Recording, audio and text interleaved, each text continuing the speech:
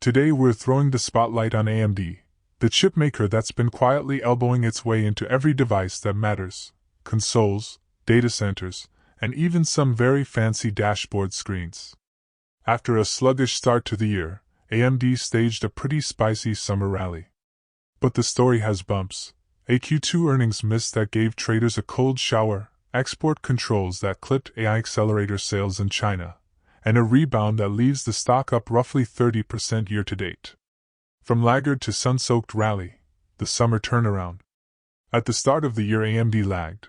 Think of it as the slow runner in the Tech 10K who forgot to stretch. Then summer came, analysts lifted targets, and investor sentiment warmed. Momentum traders piled in, headlines turned more optimistic, and the share price marched higher. By early August the stock had recovered strongly from its spring wobble, and was sitting up around a roughly 30% year-to-date gain after that spring pullback. That kind of bounce is common in semiconductors when product cycles and AI demand line up. Picture AMD as a runner who tripped on a curb in April, took a few dramatic face plants, then remembered they'd been training for a marathon, and sprinted up a hill in June because the hill had excellent Wi-Fi. The Q2 dip, why the market frowned. AMD reported Q2 results that were mixed. Revenue hit a new high overall, but some earnings metrics came in a touch light, and the data center segment, the one everybody's watching for AI glory, grew only 14% year-over-year to about $3.2 billion. Investors had been pricing in steeper acceleration, so the reaction was classic: a sell the news move and a drop in the stock right after earnings. If you've ever bought concert tickets to a show and then found out the headliner changed, you've felt the same frustration markets felt for a day or two.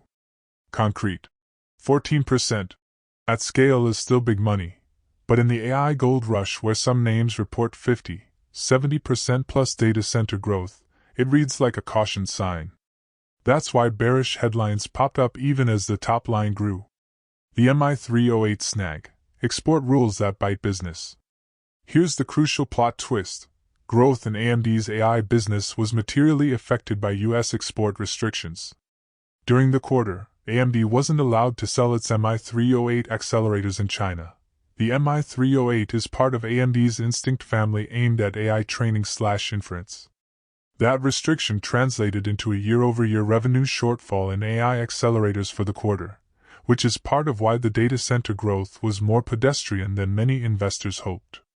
AMD has publicly said it's working through export license approvals, and management expects sales to resume once the U.S. review process clears the way, but no firm timeline was given. Imagine you bake the most irresistible muffins in town, but someone makes a rule that you can't sell them in the food court with the biggest foot traffic for a couple months. Your bakery still makes money, but you can't supply that huge mall, and that shows up in your quarterly bake sales. By the way, if you are benefiting from the content so far and want more like this, like the video, it means much to me. Hit the subscribe button, turn on the notifications bell, and comment the word more. Just go ahead and type the word more so I know. Now that you have commented, let's continue. The $800 million hit, and where that math comes from. Beyond the headline growth percentage, AMD disclosed additional hits tied to export policy and inventory adjustments. Analysts flagged an $800 million impact tied to the export restrictions and related inventory moves. That's not dinner money, it's a legit dent to short-term profitability, and one reason the market reacted. Companies can absorb one or two of these blows, but when you're in a competition for AI market share, timing matters. Being shut out of a huge market like China for a product category that's driving growth is painful. Practical picture: $800 million could pay for a small moon mission-themed office party. Or, more constructively, a big R&D sprint.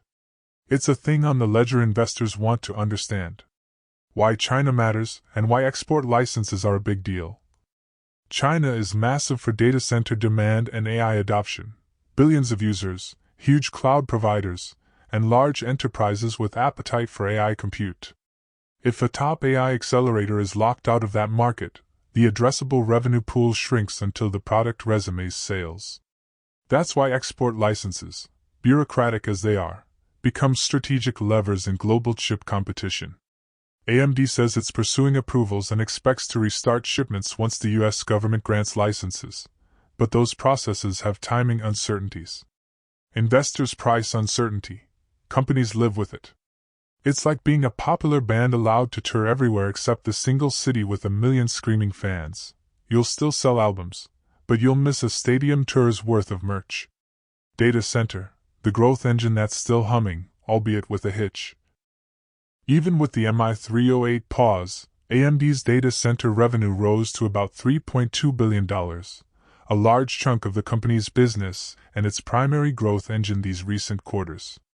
That revenue is driven by ePYC CPUs, adoption by cloud providers, and increasing workloads that demand more cores and memory bandwidth. The AI accelerator business, Instinct Family, is the high-visibility piece because margins and product mix are attractive, but the CPU base remains a dependable revenue stream. That mix is what makes AMD both resilient and sensitive to product-level export issues. Think of the data center business as a train with multiple cars. ePYC CPUs are the heavy freight car that keeps things moving, while the Instinct accelerators are the high-value express parcels that can make the ride wildly profitable if they're on board and crossing borders. This could symbolically 100x AMD. The rebound, 30% YTD after the pullback. After that post-earnings dip, AMD didn't sulk forever. Buyers came back. The stock recovered and climbed through the summer, leaving it up about 30% year-to-date after the earlier pullback. That rally reflects a few things: investor faith in AMD's multi-product roadmap, Ryzen AI client chips, new ePYC generations, and next-gen accelerators, better-than-expected gaming and PC trends, and the view that export disruptions are temporary. Markets love narratives that transition from risk to resilience, and AMD's summer performance fits that mold. Everywhere you look, AMD is in your living room and dashboard. Don't forget the consumer side. AMD is a major supplier of semiconductors for consoles and devices. Those relationships are cash cows.